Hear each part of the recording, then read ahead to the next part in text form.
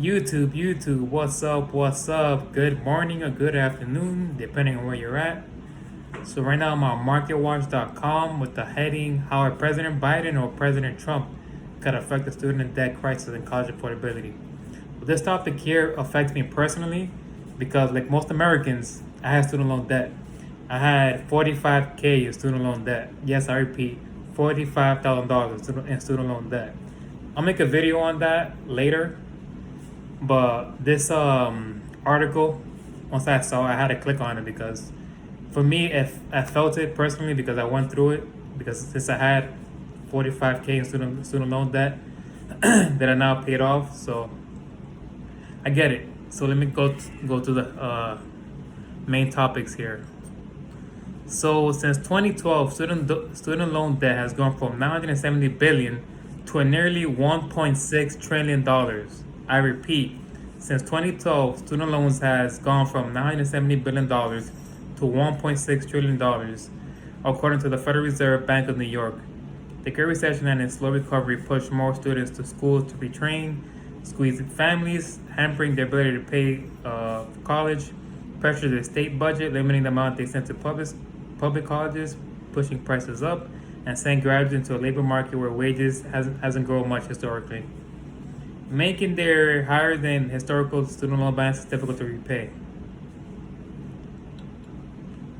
Let's see. All right, so now for Joe Biden. So with Joe Biden, it's saying here, Biden is proposing to make public college tuition free for families earning $125,000 or less. First off, let me say we all know nothing's free. There is no free lunch, as Robert Greene from the 48 Laws of Power said. There is no free lunch. Somebody always pays. There's always a price to pay. Remember that, guys. Nothing is free.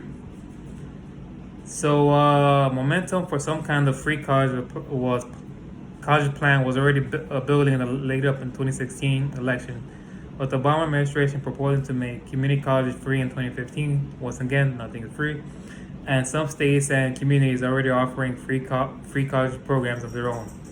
So let me just hit this topic real quick. So anytime a politician says that something's going to be free, pretty much what they're saying is the taxpayers are going to pay for it, pretty much. Let's see. So here it goes. The Joe Biden plan is already building off of the compromise that Bernie Sanders and Hillary Clinton struck in 2016. And Jenna Savlin, an assistant research professor at Georgetown University's Center for Education and the Workforce. The Sanders side wanted universal free college. Once again, nothing's free. And other parts of the Democratic Party felt like that would be too much of a giveaway.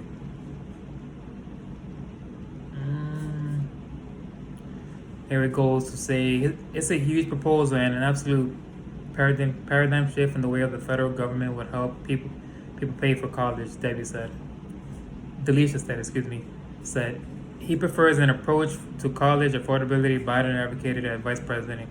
A $4,000 tax credit, a smaller version which would ultimately become law to families and students paying for college as a way to defray the cost.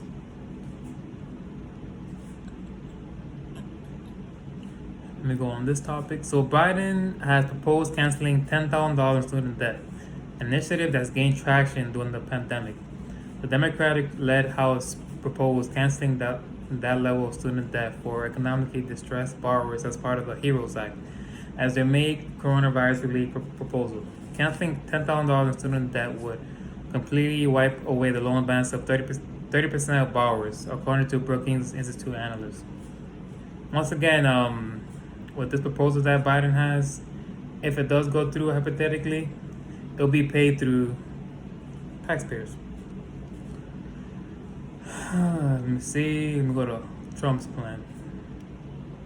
So on the Trump is saying the Trump campaign hasn't said much about the president's plan for student debt and college affordability, but voters can get a sense of what might be in store based on what he's already done as president. One thing is clear: if reelected, the president likely want to pursue a free college program because it's not free. The reality of Biden's quote-unquote free college plan is that it's anything but free. And he and his campaign should explain to the American people what the total cost of the socialist plan is and how they expect to pay for it.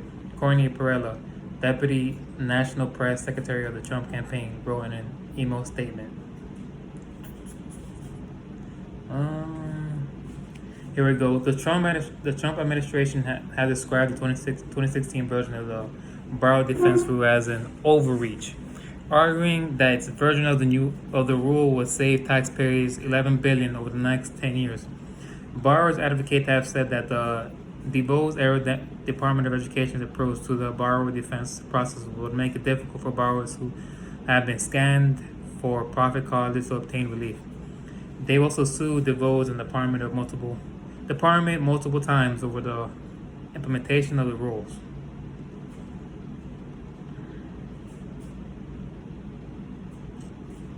Lastly, let me see. This summer, the Trump administration extended the pause on student loan payments and collections that Congress implemented through the CARES Act, the coronavirus stimulus bill.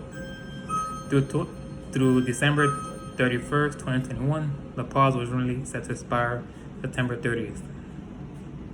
So, what this article was stating pretty much is that if Biden is elected, what he would try to do is give a relief on these student loan borrowers and wipe out their student loans to the taxpayers. Through Trump, it will be the opposite.